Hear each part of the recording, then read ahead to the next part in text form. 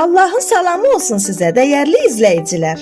Partlayan qarğıdalını qovuranda nə üçün məhz ağ rəngdə gül açır adlı 28-ci yeni və maraqlı mövzumu sizə təqdim etmək istəyirəm. Ola bilsin ki, sizə maraqlı və faydalı olsun. Eyni zamanda bəyənib elmlənərsiniz. Xatırladım ki, videorolikin sonunda 3 sual verəcəyəm. Bu sualların düzgün cavablarını birinci göndərən şəxsin adını növbəti videorolikimdə açıqlayacağam. Sizə uğurlar. Həmçinin kanalıma abunə olub, like edib, cınqırovu sıxıb, şərh yazı və paylaşmağı unutmayın.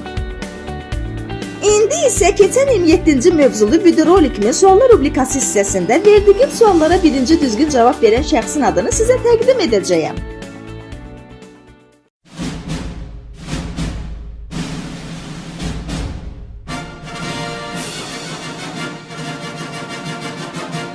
Xahiş edirəm, qarşılayın 27-ci mövzumun suallar rubrikasının qalibi Nəsirli Ayandır. Gəlin onu təbrik edib alqışlayaq.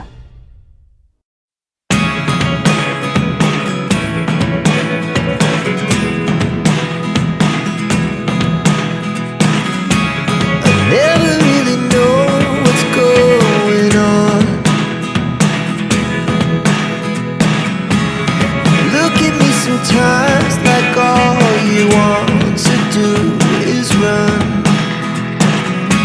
Hear me out, hear me out.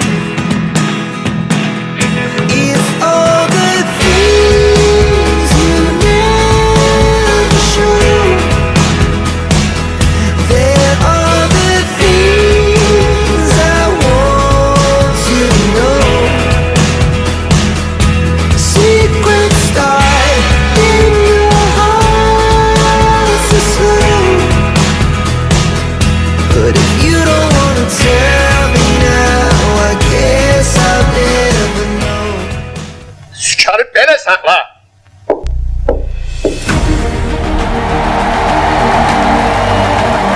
Nəsirli Ayan, əhsən, uğurların zənginliklə dolu olsun.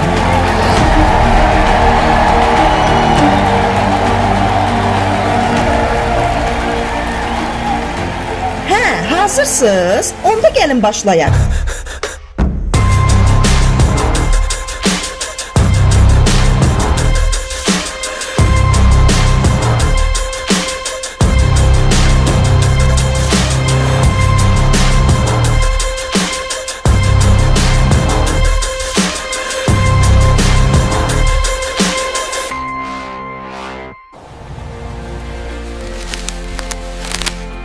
Qarğıdalı bitkisinin vətəni Meksikadır. Hündürlüyü 2-6 metr, kökü isə 100 santimetrədək torpağa işləyir. Əkilmiş toxumdan gövdədə 3-6 qıçalar əmələ gəlir ki, hər birində 60-100 erkək və dişi toxumlar olur. Naxçıvan Muxtar Respublikasında əvvəllər qarğıdalı bitkisindən heyvandarlıqda yem kimi və yeyinti sənayesində isə un məhsulu kimi əkilirdi.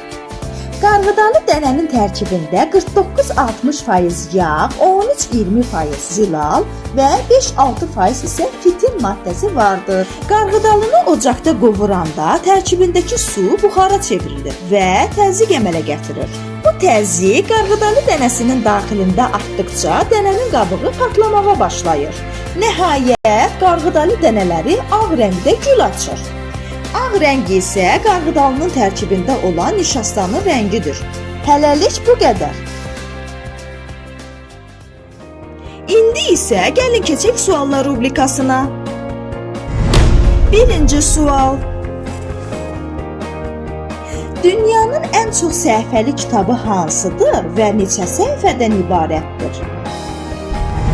İkinci sual. Dünyanın ən çox dilli ölkəsi haradır? Üçüncü sual. Azərbaycan ədəbiyyatında ilk satirik əsər kimə aiddir? Hələlik.